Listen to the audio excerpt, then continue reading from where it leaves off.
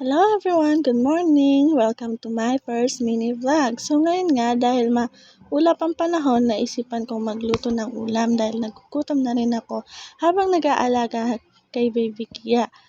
Ayun nga, nakikita nyo, nandun nga pala siya, naglalaro. Pinahawak ko muna siya kay lula niya para makapagluto ako ng maayos at makakain na rin kaming dalawa.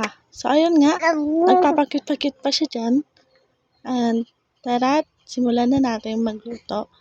So naka-prepare na nga pala ako ng bawang sibuyas, luya, tsaka yung balon-balunan, tsaka atay.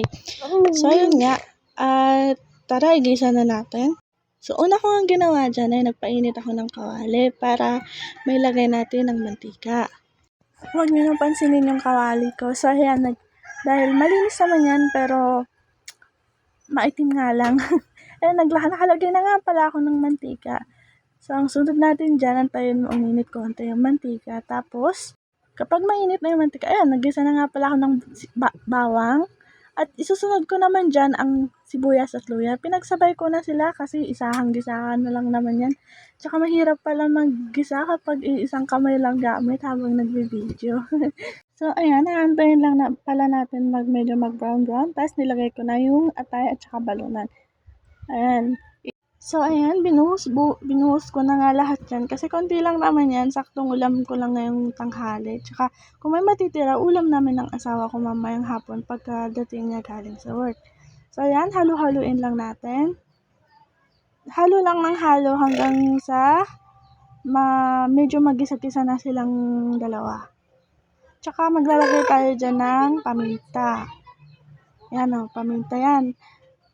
Tsaka, isusunod naman natin, pagkatapos ng paminta ay yung bitchin ba tawag sa inyo dyan? Basta yung Ajinomoto yan, Ajinomoto. So, ayun, paglalagay natin yung mga yan, hahaluin lang yan natin yan ulit. Yan, nilalagay ko na nga pala yung bitchin dito sa amin. Ano bang tawag sa inyo yan? Basta yung pampalasa, yung kasunod ng, kapag nilalagay mo na yung asin, yan nga mga partner niyan. Ayan, halo-halo lang ng halo-halo hanggang sa mag-well combined yung mga nilagay mo. Well combined! So, nauli, English. So, ayun na nga. Talagyan ko na nga pala yan ng toyo. Hindi ko na lang na video kanina kasi mahirap pala kasi talaga mag-video habang nagluluto. Pero, carry lang. Tsaka pasensyahan nyo na yung voice over ko kasi first time ko lang naman magbablog ngayon. Itatry ko lang. Siyempre, may mga idol din kasi ako mga vlogger dito. So, ayan, biglang umulan habang nagluluto ako. Kaya, kailangan ko na talagang madaliin tong pagluluto para makakain na kami ng baby ko. Tsaka, binalikan ko na nga pala yung niluluto ko. Yan, papaigahin na lang natin yan. Natimplahan ko na yan, nilagyan ko na ng toyo, suka, tsaka konting asukal. Pampabalansi lang natin yun sa lasa. So, ayan. Tapos, nung naluto na, ayan, kakain na tayo sa wakas. So, ayan guys, naluto na yung ulam natin. So, bye-bye na. Thank you for watching. Mwah!